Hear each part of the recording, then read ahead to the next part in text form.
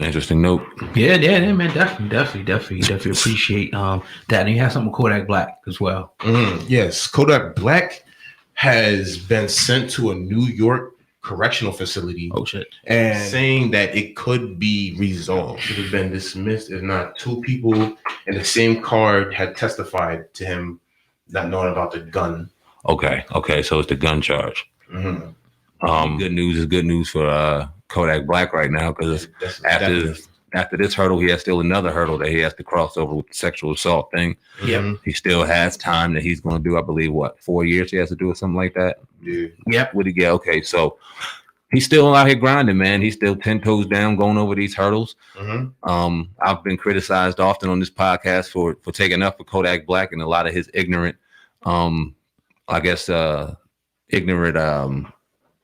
clown shows you can put on, I guess you could say. Definitely. Being highlighting a lot of his youth to being the cause of a lot of the shit that he's done. I don't know if the motherfucker's ever going to change, though. We were talking about that earlier, man. Kodak Black may be who Kodak Black is. Love him, hate him, whether it gets him in trouble or makes him rich. Who knows? Right. But good news is always good news, I guess. Yes. I'm gonna read the little statement here from his lawyer. He put some good news and some frustrations in regards to Kodak Black. The case in New York is resolved.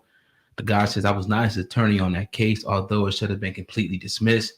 As for the other two individuals in the same car who testified that Kodak Black knew nothing about the firearm in the vehicle and it was registered and legal to one of the four individuals he was with, they agreed to run 12 months to run concurrent with his current sentence. So that's the concurrent means right along with his other sentence that he's doing. So we'll be like, you got to do this here and go here and do this. You know what I mean? So that's definitely good news. And he has the other, like you said, case that he has to fight, which is the big one. Yeah, that's the big one. Joint. It is. But I mean, if he can find a way to wiggle his way out of that, man, he can get Kodak back within 5 years. And I think he can salvage his career. 26, 27 years old. Yeah. Doing what he's doing. Because now it seems like he got out of that little drama that he was in with the correction officers and the solitary confinement he was going through. Because a couple months ago, it looked very grim for Kodak Black. He was talking about hunger strikes and things like that. We didn't know what was going on.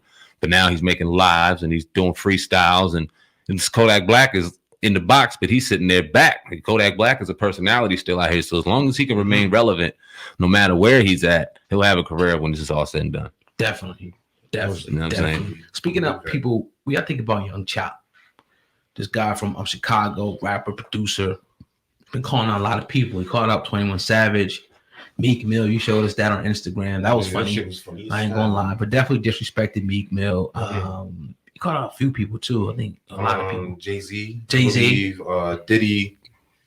our boy French. Yeah, French didn't respond to him, but he said Jay-Z was like, we want Larry Johnson. He said he was just wilding out. Or no, somebody, he didn't maybe say, but maybe somebody in his comments said it. Jan, what y'all think about that? Do you think it's a publicity stunt? You think he's mentally ill? Or do you think that he's just telling on people who did some F shit?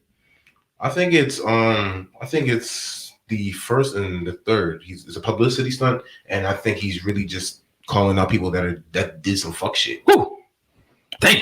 All right. Oh, he got that's Victor intern. That's to go ahead and live by those words. That's dope, man. I'm glad you feel that way. I think it's more of a when you look at how 6ix9ine was out here just making shock value win for him.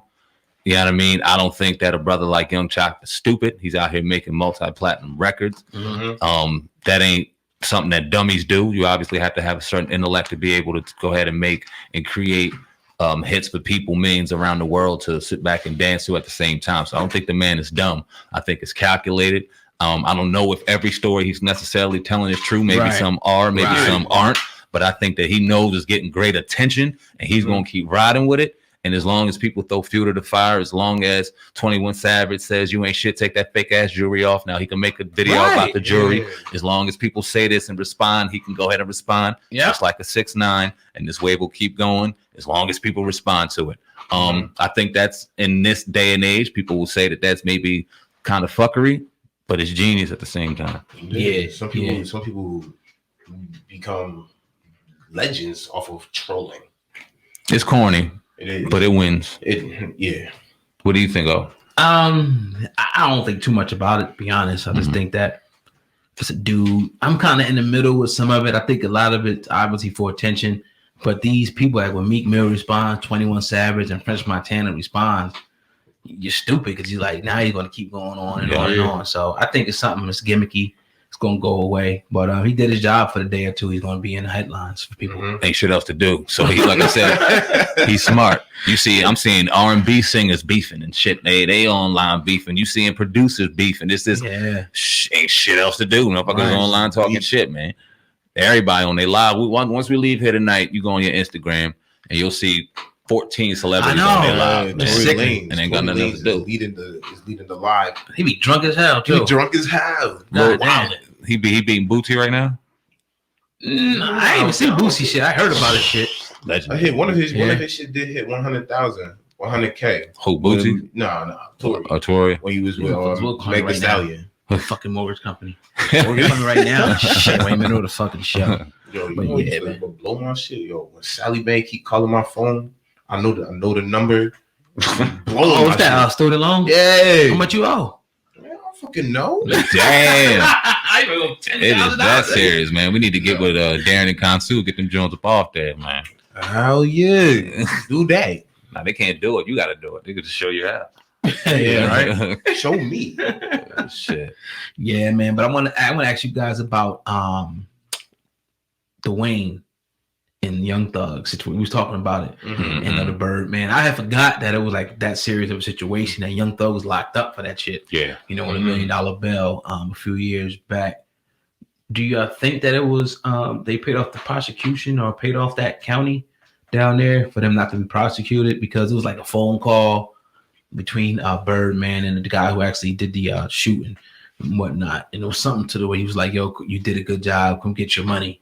Something like that. It still they ain't say nothing. That's not enough to convict him. But now the driver, the former driver of Lil Wayne is pretty much saying like, he wants justice to be served now. He wants them to go to prison because they were named as co-conspirators. And all of a sudden now there's nothing for them. I'm thinking it's like, yo, did they really try to take out Lil Wayne? Young Birdman and Young Thug try to kill Lil Wayne? That's crazy, man. What y'all think about that? It's alleged. You're gotta be careful with what you say because I'm not gonna sit back and go, hell yeah, they did it. But when you look at evidence and you look at things that were left out still to this day, you can't rule it out. It's not a open and shut. Nah, this didn't happen kind of situation. When you still look at certain things in evidence, when you look at certain things in questioning, when you look at my man that got convicted getting retried, he got a retrial back in 2019, I think. So now he's being retried or something like that. Yeah. So it's a lot of unanswered questions and open-ended questions still going on to where no, you can't rule it out. And if they are squeaky clean, like you said, Young Thug went to jail over this $1 million bond. Yet if they don't have to, if they're not putting in questioning or nothing's going on, one has to ask why. We all know how that shit goes down. This shit goes deep. And like I alluded to on Viral Hip Hop News, the one thing that kind of stands out to me is Lil Wayne, the person who was being targeted in that situation, seems to or act like it's water under the bridge. He don't bring it up. He don't seem like it's taken too personal. Yeah, street you know what I'm saying? He hasn't really spoken to Young Thug. We know that relationship ain't really a relationship, but they share some pleasantries, shit. So I don't know what to think of it, man. I have no idea. I feel like it's like you said, it's like an open-ended question. There's a lot of things missing. Like you can't. I don't know what to say about it, but there's something there. But like you said, Lil Wayne just throws it under the bridge. So I knew Brad was gay. No, hope she don't never hear this. Knock your ass out. Nah, but I mean that's just kind of day and age we in right now. Yeah, word up. What can you say about it? It is what it is. Yeah. I'm not going. You said that like you think it's a publicity stunt, or no? Okay. I think she, finally comfortable. She's been private, but whatever.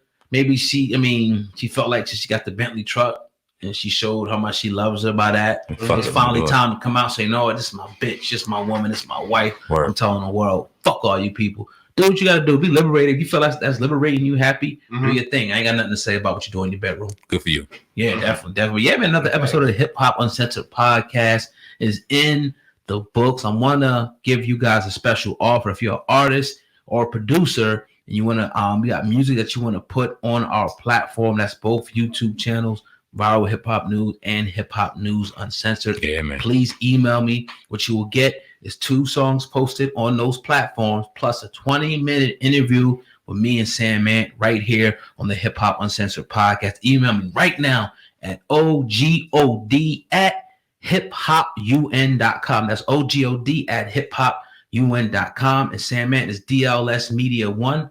DLS Media Inc. 1 at gmail.com. Again, DLS Media Inc. the number 1 at gmail.com. Hit God and I up. Yeah. Like God said in the beginning of the podcast, slots are filling up fast, man. Salute to everybody who's calling, who's inquiring, who's signing up. Shout out to Michael Novell. We had a great interview with that brother last week. Yeah. We got his second interview coming. Oh, God, it's fucking crazy. We got his second interview, not his interview, his second video coming for you guys this week. Yeah. And shout out to the people that are coming up. Real excited. Definitely. How did you like? Man, I ain't even gonna fuck with Vic. How did you like the video, man? You've been you the intern. For those of you who don't know, shout out to Vic, the intern. And Vic has been you've been doing and wearing a lot of hats, man. You've been listening to a lot of music. Pause. You've been emailing a lot of people. You know what I'm saying? So, I can't pull out. Pause. Oh my God. No. Give your honest opinion on there.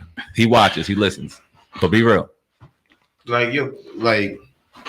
This dude for 18 years? No, that ain't 18 years. No.